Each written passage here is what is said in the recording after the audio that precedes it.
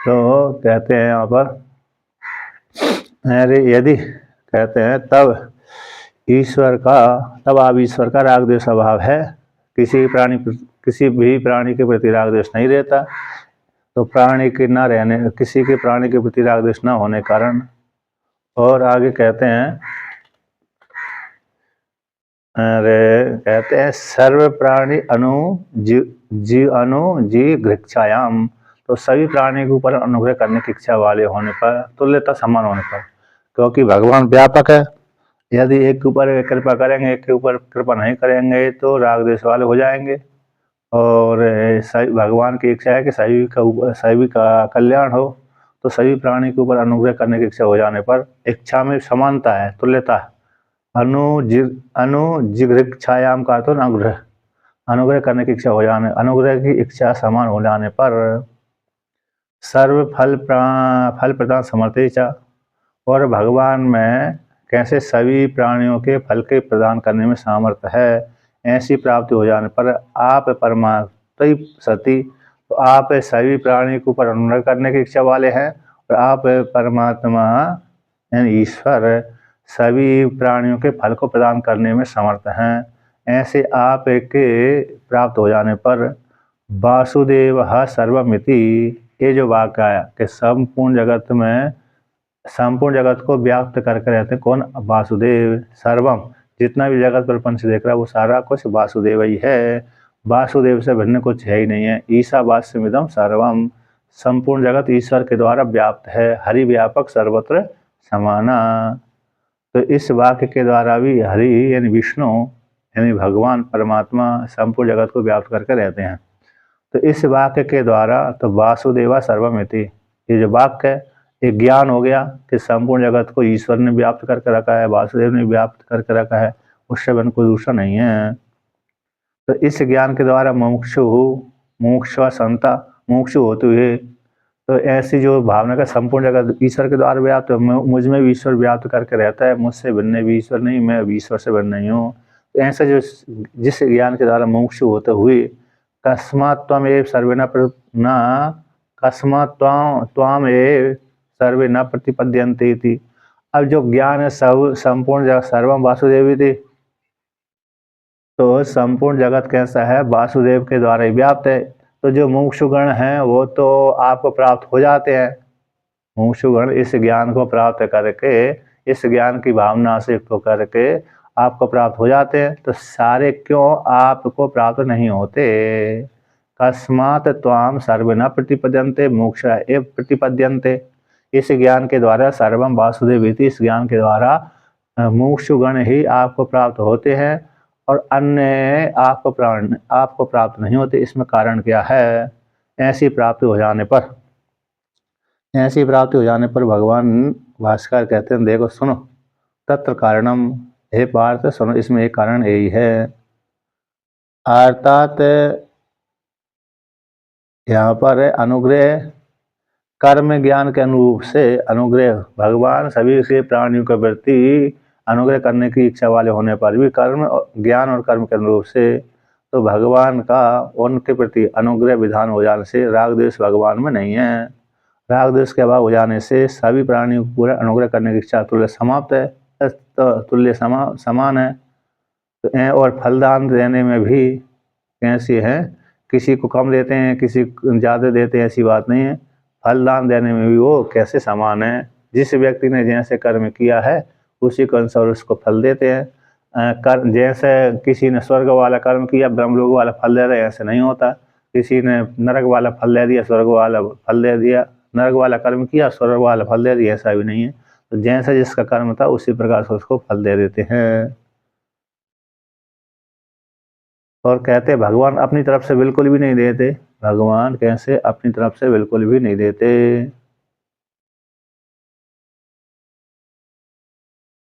तो इस प्रकार से फिर भी जब किंतु जो भगवान है, भगवान कौन है?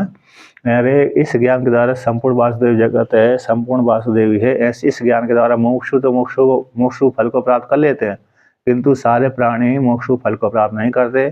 तो उसमें अर्जुन ने पूछा इसमें क्या कारण? तो इसमें यही कारण है। तो श्लोक का पाठ करते हैं, 12वां श्लोक। कांक्षन्तः कर्मणां सिद्धिम्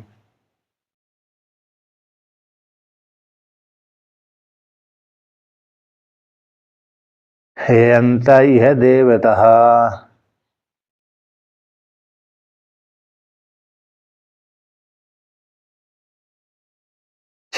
क्षिप्रं हि मानुषे लोके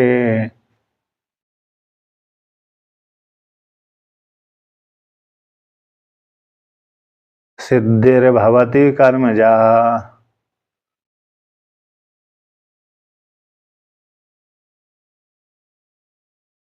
तो यहाँ पर कहते हैं कि क्यों सारे प्राणी आपको प्राप्त नहीं होते, कुछ ही मुमुक्षुगण ही आपको प्राप्त होते हैं, इसमें कारण क्या है? इसमें कारण यही है। आवाज सुना रही है मेरी? अच्छा, तो कहते हैं तो वर्णन करते हैं, कांक्षन्ता कर्मणाम सिद्धि यजंती है देवता। जो व्यक्ति इन कर्मों के द्वारा कर्मों से सिद्धि होती है, फल निमित्त, यानी किसको? इस लोक में इंद्रादि देवता की पूजा करते हैं। इंद्रादि देवता जो हैं उनकी पूजा करते हैं, कर्मों के द्वारा इच्छा करते हैं कि हमको सिद्धि की प्राप्ति होती है, कर्मों के द्वारा हमको सिद्धि प्राप्ति होती है, हो जाए। तो इस प्रकार से कर्मों के द्वारा अभीष्ट फल को चाहने वाले व्यक्ति देवताओं की उपासना करते हैं। यजन्ते देवता यह अस्मिन् लोके, इस लोक में जो कर्मों से सिद्धि को चाहने वाले व्यक्ति वो देवता की उपासना करते हैं। क्यों? और कहाँ पर? ये मनुष्य लोक में। तो मनुष्य लोक में कर्मों से उत्पन्न होने वाली सिद्धि शीघ्र ही हो जाती है, लेकिन वो किसको प्राप्त करते हैं कि हमको छोटी छोटी कामना होती है, बड़ी भी कामना होती है, मोक्ष की कामना नहीं होती। और मोक्ष की कामना न होने के कारण वो कहते हैं हमको कर्मों के द्वारा हम कर्म करेंगे तो उस फल की प्राप्ति होगी, कर्म नहीं करेंगे तो हमको फल की प्राप्ति नहीं होगी। यद्यपि ये तो ठीक ही है, कर्म करने पर ही फल की प्राप्ति होती है, किंतु सकाम कर्म न करें, निष्काम कर्म करें तो वो मोक्ष फल की प्राप्ति हो जाती है। तो व्यक्ति के मन में जो कामना बैठी है उस कामना को कर्म के द्वारा सिद्धि कर लेते हैं। इस प्रकार से और उन देवताओं की पूजा करते हैं, प्रार्थना करते रहते हैं कि हे भगवान हमको इस फल प्रदान करो, हे देवता हमको इस फल को प्रदान करो। इंद्र संबंधी कर्म, अरे सूर्य संबंधी कर्म, चंद्रमा संबंधी कर्म, प्रजापति संबंधी कर्म करते रहते हैं। वो कर्म करने से तो वो कहते हैं हमको ये फल चाहिए, धन चाहिए, ऐश्वर्य चाहिए, तो उसके लिए उन देवता की उपासना करते हैं। तो मनुष्य लोक में क्षिप्रम सिद्धिर्भवति, कर्मों से उत्पन्न होने वाली सिद्धि शीघ्र हो जाती है। छोटी सिद्धि, छोटे फल की सिद्धि छोटे कर्म से शीघ्र हो जाती है, और बड़े कर्म से बड़ी सिद्धि चाहिए तो बड़े कर्म करना पड़े, छोटी सिद्धि चाहिए तो छोटे कर्म से सिद्ध हो जाता है। जैसे बहुत से व्यक्ति अरे थोड़ी सी परेशानी के लिए जैसे वैद्य के पास में चले जाते हैं, वैद्य से कहते हैं मेरे को बुखार ठीक कर दो, तो वैद्य औषधि दे करके ठीक कर देता है। और कभी कभी लंबी बीमारी होती है तो फिर भगवान से प्रार्थना करता है व्यक्ति, भगवान पर ठीक कर देते हैं। किंतु देवता से प्रार्थना करता है, भगवान से देवता से, तो वो ठीक कर देते हैं। और ज़्यादा लंबी होती है और मोक्ष की इच्छा हुई तो फिर निष्काम कर्म करता है। तो छोटी छोटी कामनाओं तो कहते हैं देवता आदि को उपासना करने से ठीक हो जाती है। इसलिए छोटी व्यक्ति की बहुत छोटी छोटी कामना रहती हैं, मोक्ष की कामना नहीं रहती। तो मोक्ष की कामना न रहने के कारण वो कर्म से ही प्राप्त करने की इच्छा रहती है, हम और कर्तापन का भाव रहता है। तो कर्तापन के भाव हो जाने से वो इस प्रकार से कर्मों के द्वारा वो सिद्धि उनको लोक में प्राप्त हो जाती है, फल की प्राप्ति हो जाती है, किंतु मोक्ष को फल की प्राप्ति नहीं होती, क्योंकि उन्होंने मोक्ष की प्राप्ति के लिए कर्म नहीं किए, मोक्ष की प्राप्ति के लिए निष्काम कर्म नहीं किए, इसलिए उनको मोक्ष फल की प्राप्ति नहीं होती, बल्कि लौकिक फल की ही प्राप्ति होती है। अब भगवान भास्कर इसका वर्णन करते हैं। कांक्षन्तो अभीप्सन्तः कर्मणां सिद्धि फल निष्पत्ति प्रार्थयन्तो यजन्ता ये अस्मिन् लोके देवता इंद्र अग्नाद्याः। कहते कांक्षन्ता यानी अभीप्सन्ता, प्रार्थना करते हुए, इच्छा करते हुए, ईक्षण करते हुए, सन प्रत्यय जो आता है इच्छार्थ में आता है, तो इच्छा करते हुए, चाहते हुए, कर्मणाम, कर्मों की सिद्धि को, कर्मों की सिद्धि है फल निष्पत्ति को, हमको इस कर्म से इस फल की प्राप्ति हो। स्वर्ग संबंधी फल, कर्म किया तो स्वर्ग संबंधी फल की प्राप्ति हो। फल निष्पत्ति की प्रार्थना करते रहते हैं एजंतो, फल निष्पत्ति प्रार्थना एजंतो, यजन के माध्यम से, यज्ञ के माध्यम से इस लोक में किनकी यजन करते हैं? इंद्र आदि देवता की।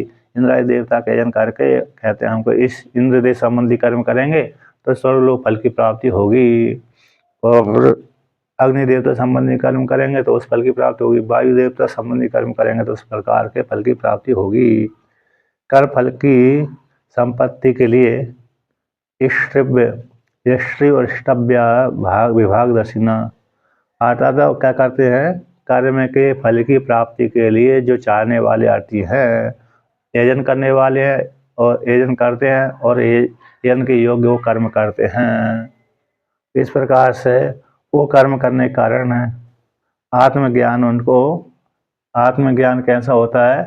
तो आत्मज्ञान की प्राप्ति के लिए कर्म करते नहीं हैं, आत्मज्ञान की प्राप्ति के लिए निष्काम कर्म नहीं करते हैं, इसलिए उनको आत्मज्ञान की प्राप्ति नहीं होती, वासुदेव को सारे प्राप्त नहीं होते। जो जिस साधक साधिका ने वासुदेव की प्राप्ति के लिए कर्म किए तो उनको वासुदेव प्राप्त हो जाते हैं, किंतु जिसने देवता संबंधी कर्म किए और कामना की प्राप्ति के लिए कर्म किए, देवता की प्राप्ति के लिए नहीं बल्कि स्वर्गलोक फल की प्राप्त भोगने के लिए कर्म किए हैं, तो उनको स्वर्गलोक फल की प्राप्ति हो जाती है। अब यहाँ पर श्रुति उदाहरण देते हैं। बृहदारण्य उपनिषद की श्रुति उदाहरण देते हैं। आतयो अन्याम देवताओं उपास्ते अन्यो असौ अन्यो हमेति न स वेदा यथा पशुरेवं स देवानाम इति श्रुते। कहते हैं अत इसके अनंतर तो जो इंद्र आदि देवता की उपासना भेद रूप से उपासना करते हैं उनको कर्मों से सिद्धि की प्राप्ति हो जाती है, भोगों की प्राप्ति हो जाती है, किंतु मोक्ष फल की प्राप्ति नहीं होती। तो अतः इसके अनंतर ज्ञान का उपदेश करने के अनंतर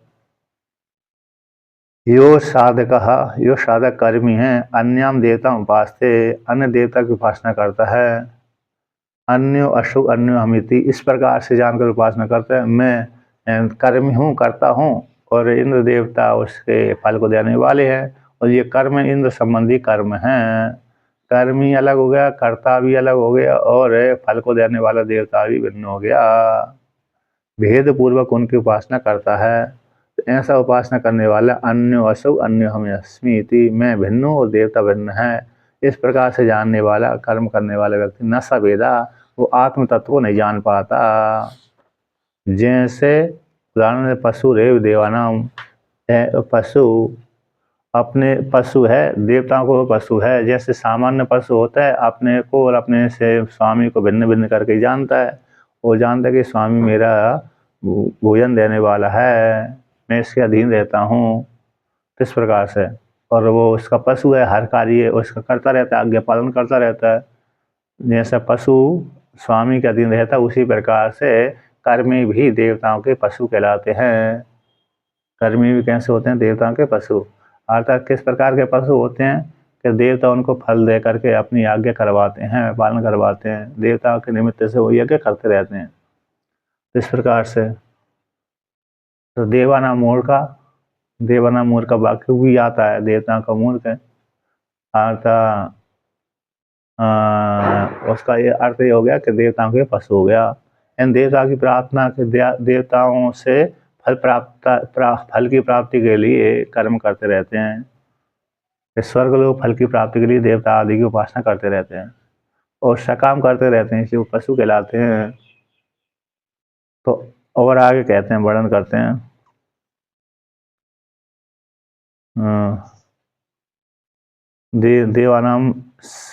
देवानाम पशु देवम, देवताओं को पशु है, यानी देवताओं की इच्छा पूर्ति करता रहे। देवताओं को इस प्रकार से भोग लगा करके वो देवता उनकी भोग से प्रसन्न होकर के फल दे देते हैं, यही उनका पशु हो गया, यानी इनको मोक्ष फल की प्राप्ति नहीं होती।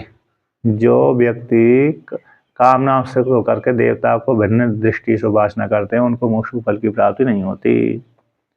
अब आगे वर्णन करते हैं, तेसाम ही, हाँ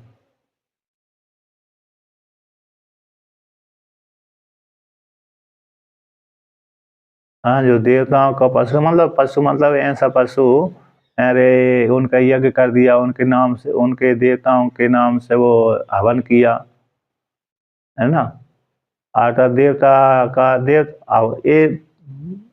ये दोनों परस्पर एक दूसरे की आकांक्षा करते रहते हैं, परस्पर भावयंता, एक दूसरे की भावना करें।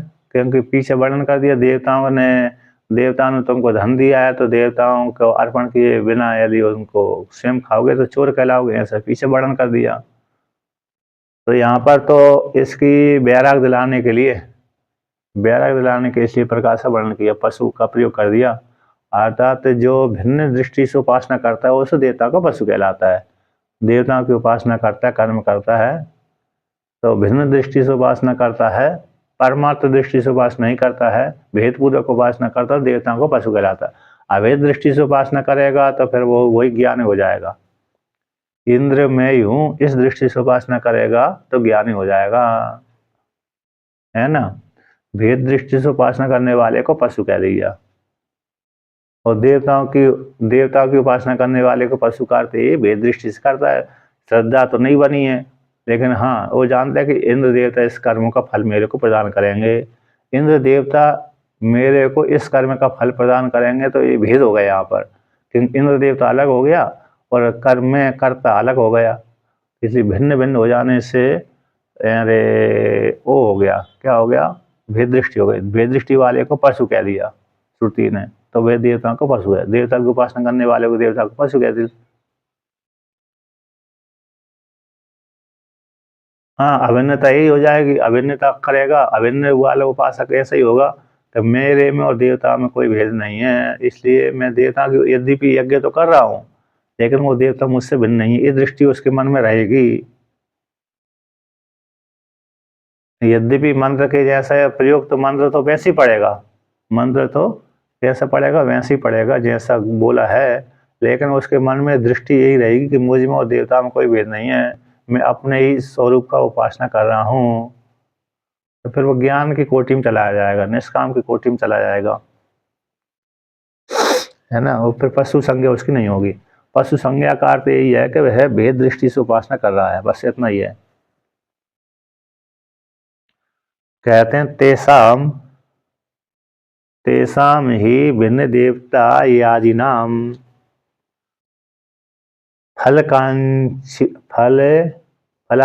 फलाकांक्षिणाम क्षिप्रम शीघ्रम ही यस्मात् मनुष्य लोके ही शास्त्र अधिकार। कहते हैं तेसाम उनका, इन भिन्न देवता को यजन करने वालों का, यद्यपि उसमें जो यज्ञ आदि होते हैं 10 पूर्णमासी यज्ञ आदि, उसमें प्रजापति का नाम आता है, इंद्र देवता का नाम आता है, चंद्रमा देवता का नाम आता है, अग्नि देवता का नाम आता है, सूर्य देवता का नाम आता है, वायु देवता का नाम आता है, इत्यादि देवता के नाम आते हैं। और कहीं कहीं जो वैष्णव याग होता है उसमें विष्णु भगवान का नाम आता है, शैव याग में शिव जी का नाम आ गया। तो बहुत सी याग होते हैं, इसमें देवताओं के नाम भी आते हैं, फिर ब्रह्मा विष्णु महेश का भी नाम आता है। ब्रह्मा जी का नाम तो अग्निहोत्र में आता ही है, प्रजापति शब्द के द्वारा प्रयोग कर देते हैं। तो लेकिन जो यजमान है वो कर्मी है, वह भिन्न भिन्न देवताओं की उपासना करता है, यानी भिन्न देवता अपने से देवताओं को भिन्न मानकर उपासना करता है। तो भिन्न देवता को यजन करने वाले उनका फलाकांक्षिणाम, फल को चाहने वाले आकांक्षियों का, आरतियों का, है ना, क्षिप्र में शीघ्र ही उनको सिद्धि हो जाती है मनुष्य लोक में, क्योंकि मनुष्य लोक ही शास्त्र अधिकारा। यहाँ पर भगवान कहते हैं शीघ्रम, क्षिप्र में शीघ्रम, क्षिप्र का तो शीघ्र ही मनुष्य लोक में क्या हो जाता है, उनको सिद्धि प्राप्त, उन भिन्न देवताओं की उपासना करने वालों को शीघ्र ही सिद्धि की प्राप्ति हो जाती है। सिद्धि मतलब वो देवता उनको फल देते हैं, यद्यपि देने वाला तो फल मतलब वो पत्ते, ये ब्रह्म सूत्र के अनुसार फल देने वाला तो ईश्वर ही है, पुरुषम आराधना रहते से महिमन की इस वाक्य है, पुरुष की आराधना के बल से फल की प्राप्ति नहीं होगी। मतलब हमने देवता की उपासना करी तो क्या देवता फल नहीं देंगे? यद्यपि देवता फल देंगे, लेकिन देने वाला कौन? ईश्वर ही होता है। ईश्वर ही उनको नियुक्त करता है कि ठीक है तुम दे दो। देवता से कह दे ठीक है तुम इस कर्म का फल तुम प्रदान करो, लेकिन देने वाला ईश्वर ही देता है। वो उनकी आज्ञा को लेकर के, अथवा ईश्वर ही उन देवता के रूप में देता है। देने वाला कौन होगा? ईश्वर ही उन देवता के रूप में दे देता है। इसलिए मनुष्य लोक में ही शास्त्र का अधिकार है। मनुष्य लोक ही शास्त्र अधिकार। तो शास्त्र का अधिकार कहाँ पर है? मनुष्य लोक में। मनुष्य लोक में रह करके मनुष्य व्यक्ति कर्म करते हैं, तो कर्म करने के माध्यम से देवता उनको फल प्रदान कर देते हैं। ईश्वर ही देवता के रूप में फल प्रदान कर देता है, लेकिन भिन्न भिन्न उपासना करने से फिर उनको मुख्य फल की प्राप्ति नहीं होती।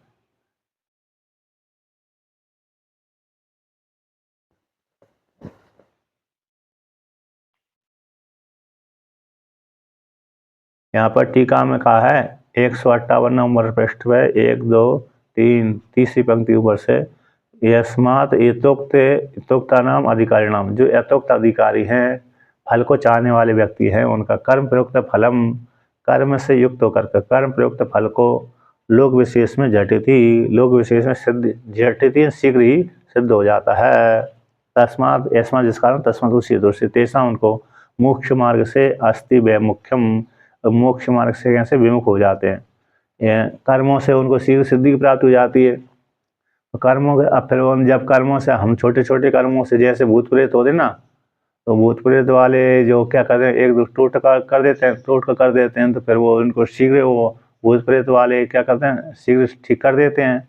तो उनको ये लगता है कि जो दुखी वाले व्यक्ति, हाँ ये बहुत अच्छी है, चल इन्हीं के पास में जाते रहना चाहिए, तो भगवान की उपासना बंद कर देते हैं और टोटके आदि में ही लगे रहते हैं, है कि नहीं? जो टोटके करने वाले होते हैं ना, वो जैसे बहुत से व्यक्ति अरे क्या करते हैं, सट्टा लगाते रहते हैं। अब सट्टा लगाने के लिए टोटका करते रहते हैं, कभी किसी खुल जाता है तो फिर उसी में और लगाते रहते हैं, कभी कभी बर्बाद हो जाते हैं, कभी कभी तो ज़्यादातर बर्बाद ही होते हैं। तो इस प्रकार से तो ये छोटी छोटी सिद्धियों के देने मिल जाने से व्यक्ति क्या हो जाता है, बड़ी सिद्धि को से चूक जाता है, क्योंकि छोटी सिद्धि में फंस जाता है व्यक्ति। इसलिए मनुष्य लोक में शास्त्र के द्वारा जो कर्मों के फल की सिद्धि हो गई, तो फिर मोक्ष मार्ग से वह भ्रष्ट हो जाता है। उसको लगता है कि इस एक कर्म से सिद्धि हो ही रही है, तो मोक्ष के लिए प्रयत्न क्यों करें। इस प्रकार से तो मोक्ष मार्ग से विमुख हो जाता है। अब क्षिप्रम ही मनुष्य लोके इति विशेषणाद अन्येषु अपि कर्म फल सिद्धिं दर्शति भगवान। क्षिप्रम ही मनुष्य लोके, मनुष्य लोक में शास्त्र का अधिकार है, मनुष्य लोक में ही शास्त्र का अधिकार है। अतः व्यक्ति शास्त्र के अधीन होकर कर्म करता है। ब्राह्मण क्षत्रिय शूद्र अपने अपने कर्म वर्ण के अनुसार, कर्म आश्रम के अनुसार कर्म करने वाला व्यक्ति को शीघ्र ही उस कर्म से सिद्धि प्राप्त हो जाती है, मोक्ष मार्ग से को लिए प्रवृत्त नहीं होता।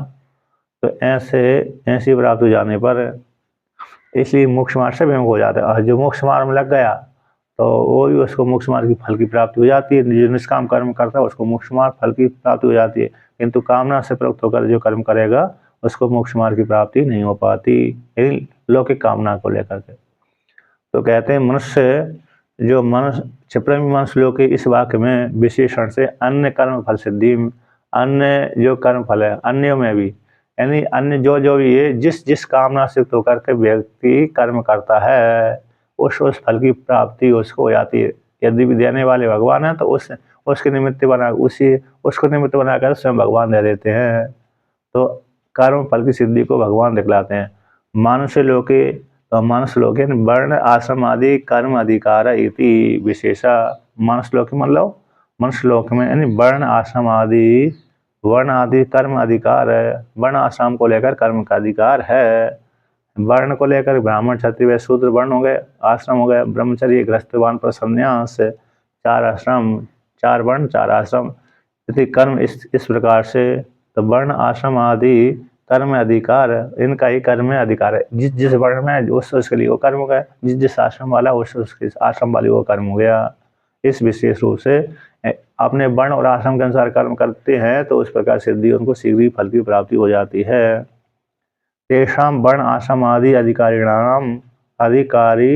कर्मणां फल सिद्धि क्षिप्रम भवति कर्मजः कर्मणो जाता।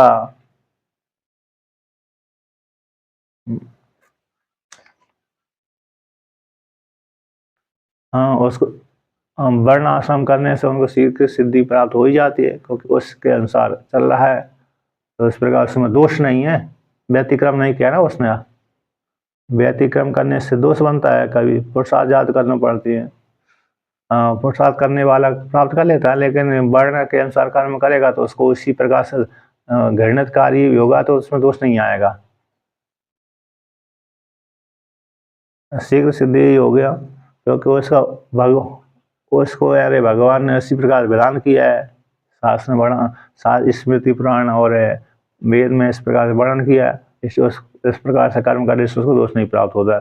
दूसरे कर्म करेगा तो हो सकता है गड़बड़ हो जाए, इसलिए तो कहते हैं तेसा उनका किनका वर्ण आश्रम में अधिकार करने वाले उन व्यक्तियों के, अधिकारी वाले व्यक्तियों के कर्मों का, है ना। वर्ण आश्रम में अधिकार है जिनका, जिन अधिकारियों का, ऐसे अधिकारी वाले जो कर्म करते हैं उन कर्मियों का फल सिद्धि क्षिप्रम भवति, फल की सिद्धि शीघ्र हो जाती है। क्षिप्रम शीघ्र हो जाती है।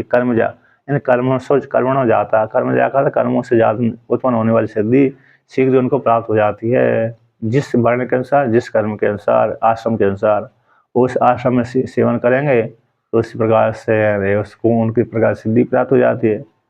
अब जैसे संन्यास आश्रम है, अब संन्यास आश्रम में तो भाई सबका त्याग करके सीधा ओमकार का जप करते हैं, है कि नहीं। उनके लिए वही विधान है। दूसरा दूसरा कर्म करने की उनको जरूरत नहीं रहती। यदि कर्म करते हैं तो व्यतिक्रम हो जाता है। और दूसरे घर जीवन वालों के लिए उस प्रकार कर्म है, ब्रह्मचर्य वालों के लिए उस प्रकार कर्म है, वानप्रस्थ वालों के लिए उस प्रकार से कर्म है। तो अपने अपने आश्रम के अनुसार रहते हैं, तो फिर उनको उस प्रकार की सिद्धि शीघ्र प्राप्त हो जाती है। अब आगे कहते हैं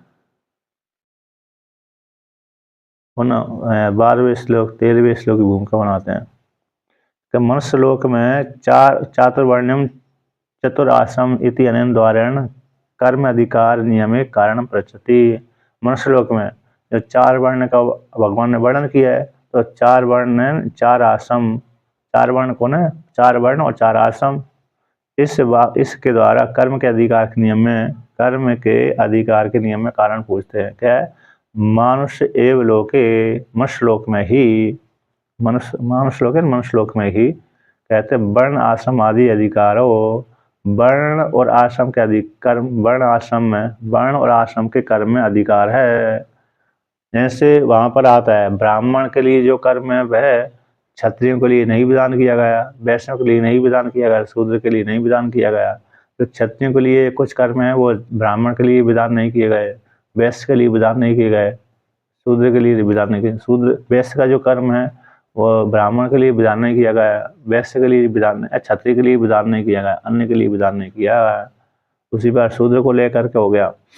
तो वहाँ जैसे राजसूय यज्ञ हो गया, अब राजसूय यज्ञ में अरे क्षत्रिय अधिकारी है तो ब्राह्मण नहीं कर सकते, राजा ही अधिकारी है तो राजा ही अधिकारी है तो राजा ही करेगा, वहां पर दूसरा व्यक्ति नहीं कर सकता, है ना। तो जिन जिन के लिए जो विधान किए गए उसी कर्म करेंगे तो उनको सिद्धि प्राप्त हो जाती है।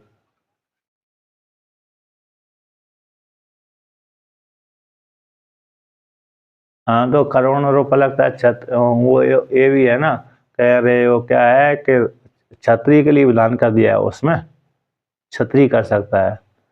तो और दूसरा राजा होना चाहिए, राजा भी राजा ही करे, क्योंकि युद्ध युद्ध क्षेत्र होता है, उसमें युद्ध होता है, युद्ध होता है तो कभी कभी मारा भी जाता है, कभी कभी मार देता है। और सामर्थ्य भी, शारीरिक बल भी होने, दोनों बल होने चाहिए, धन बल भी और धन बल भी होने चाहिए और शारीरिक बल भी होना चाहिए। बुद्धिमान अस्त्र शस्त्र ज्ञाता होना चाहिए, नहीं तो हार जाएगा दूसरे से, तो तभी कर सकता है। इसलिए और दूसरे में सामर्थ्य नहीं है तो नहीं कर सकते। अब दूसरे के लिए पर दूसरे वही, जैसे बृहदारण्य उपनिषद में जो उपासना है ना, संवर्ग विद्या, और जो मतलब पहली परावर्ग बृहदारण्य की जो अश्वमेध अश्वमेध नामक विद्या, प्रजापति, तो वो उपासना कर दिए वहाँ पर भाई कर सकते। जो क्षत्रिय, जो वही क्षत्रिय जो ब्रह्मलोक को कर्म के द्वारा प्राप्त कर रहे थे, उपासना कर व्यक्ति बिना बिना खर्चा के ही वो व्यक्ति उस प्रकार के ब्रह्मलोक फल की प्राप्ति कर सकता है। वो आई है वहाँ पर इस प्रकार से। तो एक कर्म वाली है जिसमें धन खर्च होता है, एक बिना बिना कर्म वाली उपासना हो गई, उसमें धन खर्च की आवश्यकता नहीं थी, लेकिन उपासना श्रेष्ठ कहलाती है। लेकिन उपासना श्रेष्ठ कहलाने पर भी व्यक्ति कर नहीं पाता, मन चंचल रहता ना। और कर्म कर्म इसलिए कर लेता, उसमें ज़्यादा मन लगाने की जरूरत नहीं पड़ती, और फिर दिखता है कि हाँ मैंने कुछ किया है। कर्म करने वाला व्यक्ति को ऐसा लगता है मैंने कुछ कर लिया है, मेरे पास कुछ संपत्ति है कर्म की। और उपासकों के मन में ऐसे भाव बना रहता है, अरे मैंने कुछ किया कि नहीं किया, संशय बना रहता है। मेरा मन तो चलायमान था, चंचल था, चिंतन तो दूसरा करता था मैं, जाप दूसरा कर रहा हूँ, मन दूसरे चिंतन कर रहा है, तो मेरा भजन ठीक हो रहा है कि नहीं हो रहा है। वो होता कि नहीं होता, भजन करने वालों का यही तो होता है। भजन तो मुख से कर रहे हैं, लेकिन मन से चिंतन दूसरे ही कर रहे हैं। एक क्षण के लिए मन ठहरता है, लेकिन दूसरे क्षण तो मन भाग ही जाता है। तो उनके मन में शंका रहती है मैं भजन चल रहा है अथवा नहीं चल रहा, इस प्रकार से। तो यहाँ पर कहते हैं वर्ण आश्रम आदि, वर्ण और आश्रम आदि को लेकर कर्म का अधिकार है, मनुष्य लोक में ही मनुष्यों के लिए है कर्म का अधिकार हो जाता है। इस कर्म का ये अधिकारी है। न अन्येषु लोकेषु इति नियम, अन्य लोक स्वर्ग आदि लोक में इस प्रकार के वर्ण आश्रम आदि का नियम नहीं है। वर्ण आश्रम को निमित्त बनाकर कर्म के अधिकार का नियम नहीं है। यद्यपि स्वर्ग लोक में भी कहीं ब्राह्मण क्षत्रिय वैश्य शूद्र का प्रयोग कर दिया, लेकिन वो नाम के लिए मात्र है। जैसे अग्नि देवता को ब्राह्मण कहा गया है स्वर्ग लोक में देवताओं के रूप में, इंद्र देवता को क्षत्रिय कह दिया, बस। अरे और जो समूह को लेकर के बस वो कह दिया, कह दिया वैश्य कह दिया। और सेवा को लेकर के, हाँ, समूह को लेकर तो अष्टवसु है, अष्टवसु है, इनको वैश्य संज्ञा में डाल दिया समूह को लेकर के। इंद्र देवता राजा है इसलिए राज संज्ञा दे दी इनकी। और जो रुद्र को भी राज संज्ञा है, लेकिन इंद्र देवता राजा है तो क्षत्रिय संज्ञा हो गई उसकी। अग्नि देवता ब्राह्मण हो गया, इंद्र देवता क्षत्रिय हो गया, और अष्टवसु जो वैश्य हो गए, और अश्विनी कुमार कैसे हो गए, शूद्र हो गए। ऐसे वहाँ पर आता है शूद्र संज्ञा प्रयोग कर देते वैध होने के कारण, लेकिन नाम के लिए है क्या नहीं, नाम के लिए मात्र वर्णन किया है उपासना के लिए, लेकिन है नहीं है। यद्यपि कभी कभी इंद्र देवता ने यज्ञ करवाए हैं, ऐसे निमि राजा का जो आख्यान आता है ना, निमि राजा के आख्यान में इंद्र देवता ने यज्ञ करवाया स्वर्गलोक में, किंतु वो स्वर्गलोक अपवाद हो गया। लेकिन स्वर्गलोक में कैसे है, भोग भूमि है, कर्म भूमि तो यही है, पृथ्वीलोक ही है। इसलिए अरे वर्ण आश्रम आदि को निमित्त बनाकर जो कर्म का अधिकार है मनुष्य लोक में ही है, अन्य लोगों में नहीं है, स्वर्ग आदि लोगों में नहीं है, वहाँ तो भोग भूमि है। इति इति नियम किम निमित्त इति, ये जो नियम है ये किस निमित्त को लेकर कहे कि वर्ण आश्रम को निमित्त बना कर्म का अधिकार मनुष्य लोक में ही होता है, अन्य लोक में नहीं है। तो ये किस निमित्त को लेकर के है, इति ऐसी प्राप्ति जान, अथवा वर्ण आश्रम आदि प्रविभाग उपेता मनुष्य मनुष्य मम वर्ष में अनुवर्तनते सर्वसा इति उक्तम। कहते हैं वर्ण आश्रम के विभाग को लेकर के, चार वर्ण हो गए, चार आश्रम हो गए, इनके विभाग से होकर मनुष्य मम वर्तमान मेरे मार्ग का अनुवर्तन करेंगे सर्वसा सभी प्रकार से। यदि मैं पृथ्वीलोक में जन्म लेकर के वासुदेव के राम के रूप में कृष्ण के रूप में जन्म ले लिया मैंने, लेकिन कर्म नहीं करूँगा, तो फिर मेरे अनुसरण कौन करेंगे, मनुष्य करेंगे। इसलिए मैं भी रामकृष्ण के रूप में, वामन के रूप में इस प्रकार से जन्म लेकर के, रामकृष्ण विशेष रूप से तो रामकृष्ण के रूप में जन्म लेकर के मैं इस प्रकार से कर्म करता हूँ। तो कर्म करता हूँ तो फिर मेरे मार्ग का ही सेवन करते हैं सारे लोग सभी प्रकार से, ऐसा भगवान ने कहा पीछे। तो इसी इति उत्तम कस्मात् पुनः कारणात्, किस कारण से, नियमन तब ये वर्तमान वर्तनते नान्य से। तो को क्या कारण है कि नियम रूप से आपके मार्ग का सेवन करते हैं, अन्य का सेवन नहीं करते, नान्य से उच्चनते, है ना। आपका ये 135 नंबर प्रश्न कौन सा है।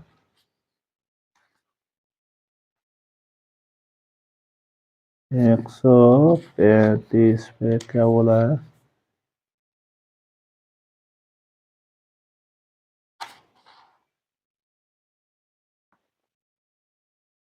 अच्छा, ये मम वर्तमान वर्तन्ते मनुष्य पार्थ सर्वसा। हाँ, 135 पे ये भी आया है, तीसरे अध्याय का।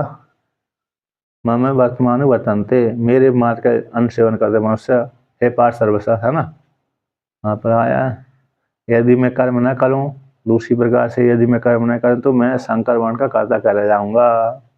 यदि मैंने लोग बनाए और वर्ण आश्रम का विवाह कर दिया, इस प्रकार से यदि मैं कर्म न करूं तो मैं ही लोक में जन्म लेकर के मैं कर्म न करूं तो मैं शंकर वर्ण का कर्ता कहलाऊंगा। फिर इसको प्रजा को अनुग्रह करने के लिए प्रवृत्त हुआ था तो मानने वाला हो जाऊंगा। ठीक है ना। ये पीछे ये आया, तो इसलिए तो मेरे मार्ग का सेवन करते हैं, मेरे अनुवर्तन थे नान्यस्य अन्य कन इति उच्यते, ऐसा कहा गया। ऐसी प्राप्ति हो जाने पर कहते हैं। चौथा श्लोक। हाँ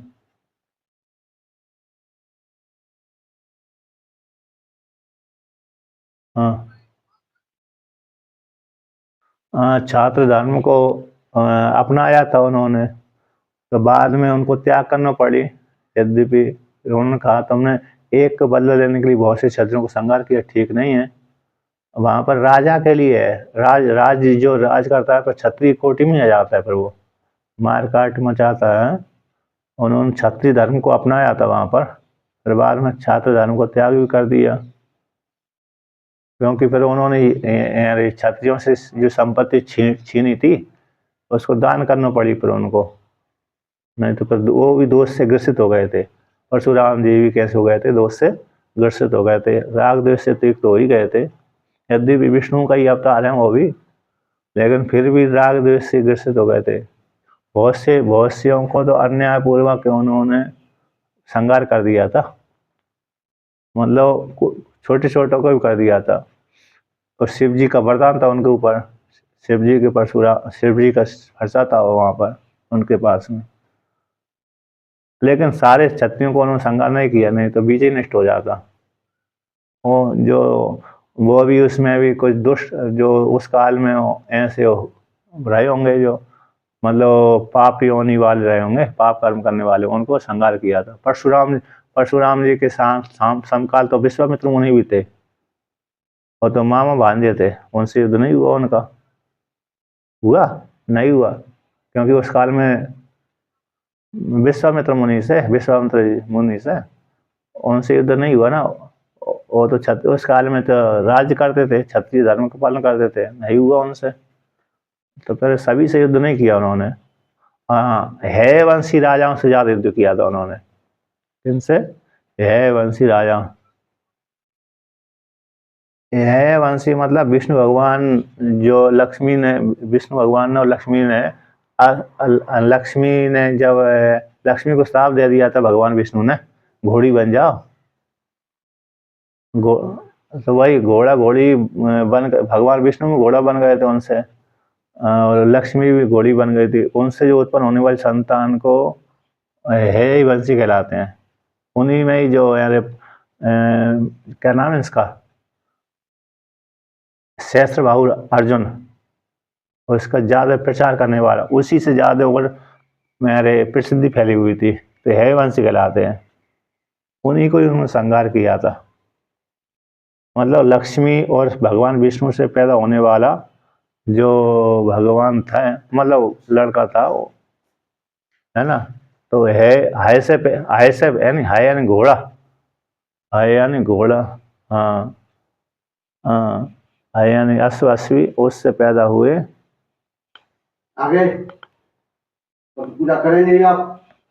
अब मेरे तो कहीं लाला ने कोई बात इसमें क्या है, तो हमारा वो आगे जी जी मैं आता था, दोनों काम हो जाते अपने, दो चार फूल तोड़ लेते, भोलेनाथ का नाम करा देते। आपको करना तो कर लीजिए, मैं बाद में कर लूंगा। हाँ हाँ, आपको करना हो तो कर लीजिए।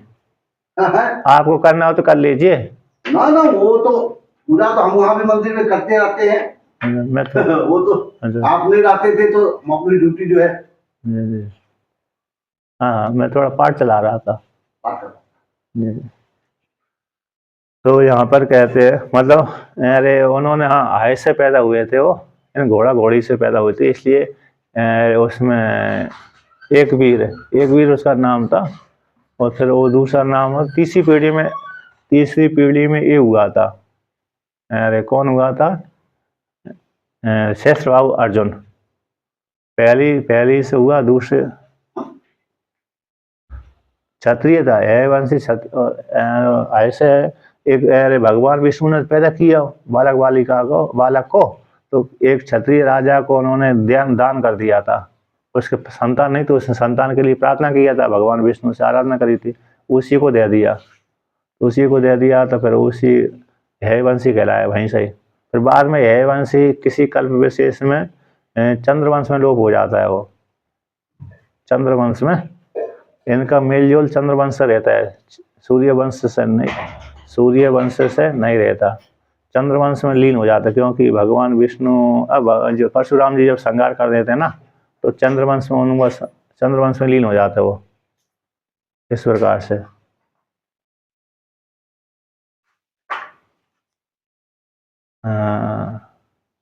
इनको ही मालूम नहीं हो चंद्रवंश के हैं कि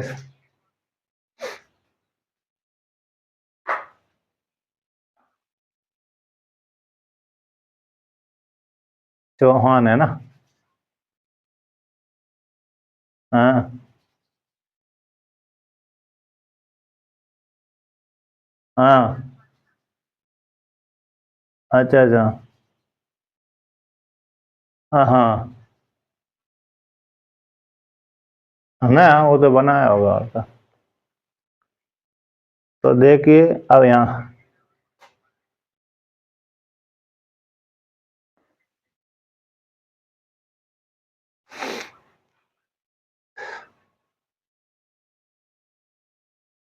तो देखिए अब आगे कहते हैं। अरे ये है तो भगवान कहते हैं मेरे मार्ग का ही सेवन करते हैं, तो मैं यदि नहीं करता हूँ तो शंकर वर्ण का कर्ता कहलाऊंगा। मैं यदि नहीं करता हूँ तो शंकर वर्ण का कैसा कर्ता कहलाऊंगा, इस प्रकार से। अब आगे वर्णन करते हैं। अरे इसका 13वें श्लोक का पाठ करते हैं। चातुर्वर्ण्यम मया सृष्टम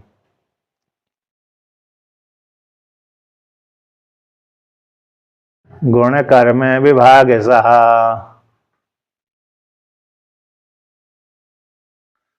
तस्य कर्तारमपि माम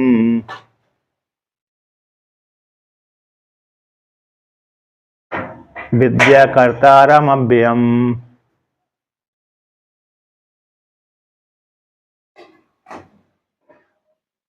कहते हैं चातुर्वर्ण मया सृष्टम, 4 प्रकार के वर्ण मेरे द्वारा सृष्टि किए गए हैं। मया मेरे द्वारा, मैंने 4 वर्ण सृष्टि किया है, सृजन किया है। किसको लेकर के? गुण कर्म विभाग सा, गुण को लेकर, कर्म को लेकर के, गुण के विभाग और कर्म के विभाग को लेकर, गुण विभाग कर्म विभाग साइन प्रकार से। तो गुण कर्म के विभाग को लेकर के मैंने 4 प्रकार कर्म किए हैं। तस्य कर्तारम अभिमाम, जो गुण कर्म को लेकर 4 वर्णों को मैंने सृजन किया उसका मैं करता हूँ। यद्यपि कर्ता होता हुआ भी माम अकर्तारम अव्ययम, मैं कैसे अकर्ता ही हूँ। अकर्तारम अव्ययम, अव्ययम अव्यय रूप से, असंसारी हूँ। मुझको संसारी मत जान, कर्म करने वाले व्यक्ति कर्ता कहलाता है, संसारी हो जाता है। कर्ता होता हुआ भी पारमार्थ रूप से मेरे को क्या करो, अव्यय अकर्ता रूप से जानो। तस्य, उसका 4 वर्ण का कर्ता होने पर भी माँ मुझको कैसे कैसे जानो, अकर्ता जानो, अव्यय रूप से अकर्ता जानो, अर्थात असंसारी जानो। क्योंकि कर्म करने वाले कर्ता कहते हैं लौकिक रूप से कर्म करेंगे तो फिर उनको क्या हो जाएगा, वो प्राप्ति हो जाती है, अर्थात राग द्वेष से युक्त हो जाते हैं। सामान्य व्यक्ति जो कर्म करने वाले कर्ता होते हैं और राग द्वेष से ग्रसित रहते हैं, किंतु भगवान ने कर्ता होते भी अकर्ता है, और भगवान को इस प्रकार से अकर्ता रूप से जानो, ऐसे भगवान ने कहा। अब भगवान भास्कर इसका व्याख्यान करते हैं। चातुर्वर्ण्यम, चातुर्वर्ण्यम चत्वारः वर्णाश्च चातुर्वर्ण्यम मया ईश्वरेण श्रेष्ठम उत्पादितम। चातुर्वर्ण्यम चत्वारः, 4 चार वर्ण और आश्रम मेरे मुझ ईश्वर के द्वारा श्रेष्ठ हैं, उत्पादितम। तो उसमें श्रुति प्रमाण देते हैं, ब्राह्मणों से मुखमासीत, ब्राह्मण परमा ईश्वर के मुख से उत्पन्न हुए हैं। प्रजापति ब्रह्मा जी ने जब सृष्टि करी तो उनसे ब्राह्मणों को अपने मुख से उत्पन्न किया, क्षत्रियों को भुजा से उत्पन्न किया, वैश्य को उरु से उत्पन्न किया, और पीठ से उरु से, और शूद्र को पैर से उत्पन्न किया। यदि ब्रह्मा जी ने अपने अंगों से चारों प्रकार के अंगों से 4 प्रकार के अंगों से उत्पन्न किया है, लेकिन शुरू में तो ब्राह्मण क्षत्रिय वैश्य शूद्र नहीं रहे, लेकिन फिर बीच में जाकर के चालू हो गए, है ना। लेकिन जहाँ से जिसको एक बार उपाधि दिली कि तुम क्षत्रिय धर्म को अपनाओ, तो वो क्षत्रिय धर्म को अपनाया, फिर वहाँ से क्षत्रिय परंपरा चली रही। जहाँ से उसने कहा तुम वैश्य का अपनाओ, तो वैश्य परंपरा चली रही। जहाँ से उनका तुम शूद्र परंपरा को अपनाओ, तो शूद्र परंपरा चले गए। उस प्रकार उनको कर्म बांट दिए। उसी प्रकार से ब्रह्मा जी ने, ब्रह्म रूप ईश्वर ने कर्म बांट दिए, तो उसी प्रकार कर्म करते रहे, तो इसी प्रकार सिद्धि प्राप्त होती रही। तो इस प्रकार से ब्राह्मण से मुखमासीत भाऊ राजा ने करता उरु तदस्य जद वैश्य पद्म शूद्रो अजायत, ये श्रुति है ना। ब्राह्मण मुख से पैदा हुए, अस्य ईश्वर के मुख से ब्राह्मण मुखमासीत, ब्राह्मण कैसे मुख से उत्पन्न हुए। हाँ, पुरुष सूक्त में आता है, शुक्ल यजुर्वेद का है मंत्र, इस प्रकार से। तो इत्यादि श्रुते है। तो गुण कर्म विभाग से गुण विभाग से कर्म विभाग से गुण कर्म विभाग। गुण कौन है? सत्व रज तमांसी, ये 3 गुण, सत्वगुण रजगुण तमगुण। तत्र इन तीनों गुणों के मध्य में सात्विक सत्व प्रधान से ब्राह्मण से समो दमा हस तपा इत्यादि कर्माणी। सत्व जो 3 गुणों में जो सत्व गुण प्रधान है वो ब्राह्मण होते हैं, तो ब्राह्मणों के लिए सम है, दम है, तप है इत्यादि कर्म वाले कर्म करते हैं, उनके लिए कर्म विधान के दिया। अर्थात ब्राह्मण प्राय करके सत्वगुण प्रधान होते हैं, है ना। उसका अभी कभी पहले भी मिश्रण तो सभी में होता रहता है कि नहीं। मिश्रण तो सभी में होता है, लेकिन प्रधान उसके लिए वर्णन कर दिया, करो सम करो, दम करो, तप करो, एक कर्म उनके लिए विधान कर दिए। अब कहते हैं क्षत्रिय के लिए, कहते हैं सत्य उपजन रज प्रधान से क्षत्रिय से शौर्य तेज प्रवृत्ति नहीं कर्माणी। तो क्षत्रिय के लिए कर्म कौन से प्रदान कर दिए? सत्य गुण है, सत्य जो गुण है गौण हो गया। उपसर्जन का अर्थ तो गौण है, रज प्रधान वाले हो गए। यद्यपि सत्य भी है इनमें और रज भी है, लेकिन रज की प्रधानता है, सत्य गुण गुण हो गया, और तम गुण तो और भी गुण है। हाँ, तीनों रहेंगे, क्योंकि त्रिगुणात्मक सृष्टि, त्रिगुणात्मक सृष्टि है, तो त्रिगुणात्मक सृष्टि आएगी तो फिर उसकी भाई बिना गुणों के रह ही नहीं सकता है। अंतःकरण भी 3 गुणों को लेकर बना हुआ है, 5 ज्ञानेंद्रिय, 5 कर्मेंद्रिय, 5 प्राण और इंद्रिय, मन बुद्धि सारे सब कैसे स्थूल शरीर एक ऐसे पंचभूतों के द्वारा बना हुआ है। पंचभूत 3 गुणों से उत्पन्न हुए, इसलिए रहते हैं, लेकिन प्रधानता हो गए। तो सत्व गुण उपसर्जन हो गया, उपसर्जन गुण, और रज प्रदान हो गई। ऐसे उसके लिए क्षत्रिय के लिए ये प्रदान कर दिया कि तुम इस प्रकार से कर्म करो। शौर्य हो गए, बल अधिक तेज हो गया, प्रगल्भ हो गया, प्रवृत्ति आदि हो गए। ऐसे कर्म उसके लिए विधान कर दिए कि तुम्हारे लिए कर्म है, राज शासन आदि करना पड़ती है उसमें। अब वैश्य के लिए कह दिया तम उपसर्जन रज प्रदान वैश्य कृष्य आदि नहीं कर्माणी। तो वैश्य के लिए तम उपसर्जन, तम गुण कैसे? उपसर्जन गुण हो गया, रज प्रदान हो गया।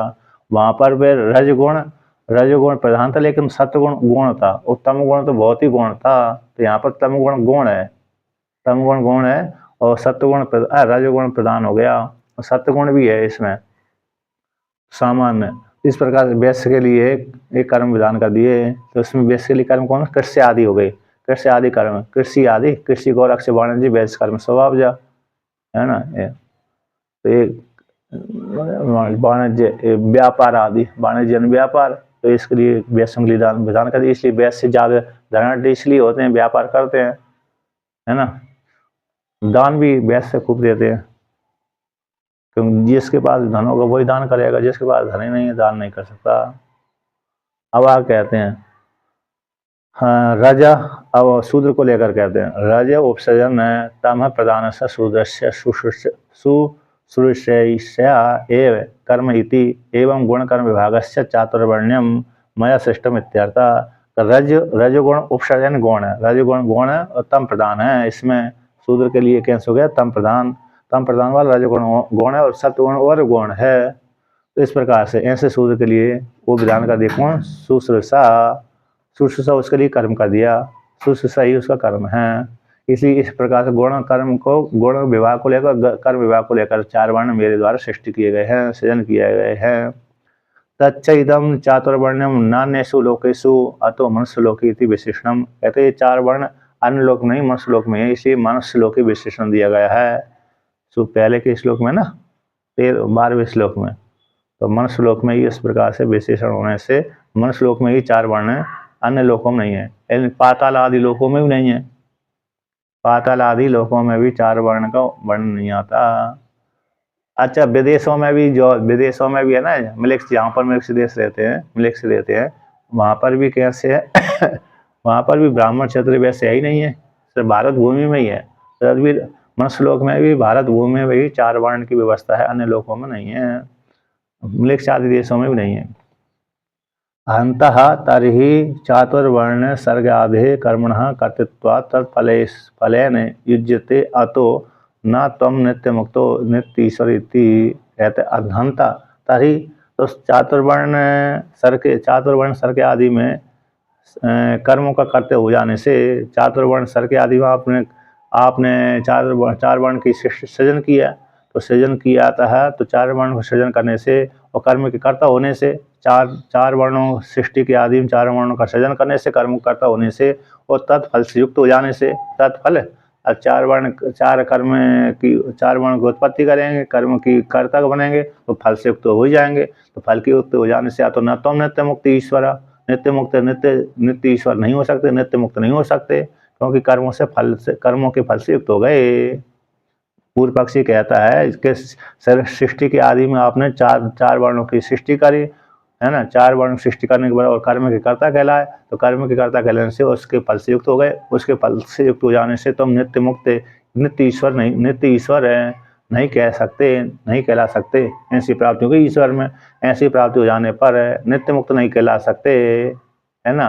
परिच्छिन्न नित्य मुक्त नहीं हो आता, सर्वज्ञ नहीं हो सकते, नित्य मुक्त नहीं हो सकते, और परिच्छिन्न हो जाओगे और राग द्वेष से ग्रसित हो जाओगे, तो नित्य ईश्वर आप कैसे कहलाओगे। ऐसी प्राप्ति हो जाने पर उचित कहते हैं। यद्यपि माया संविवारेण तस्य कर्मणः कर्तारम अपि संतम माम परमार्थतो विद्धि अकर्तारम अतः एव अव्ययम असंसरणम च माम विद्धि।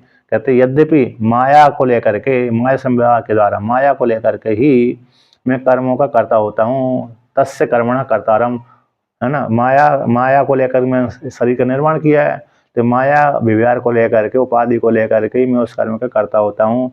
तो मुझ कर्ता को, जो माया को लेकर मैं कर्म का कर्ता बन गया, ऐसे मुझ कर्ता को परमार्थ रूप से तुम अकर्ता रूप से जानो, असंसार रूप से ही मेरे को माम जानो, ठीक है ना। माया वृत्ति को लेकर टीकाकार कहते हैं, अरे 159 नंबर पृष्ठ पे, माया वृत्ति आदि के विव्यार को लेकर के चातुर्वर्ण आदि का मैं और कर्म का मैं करता हूँ। तथापि माम परमार्थ अकर्तारम विद्धि, किंतु इस माया को लेकर के, माया उपाधि को लेकर मैं 4 वर्णों का कर्ता और कर्मों का कर्ता कहलाता हूँ।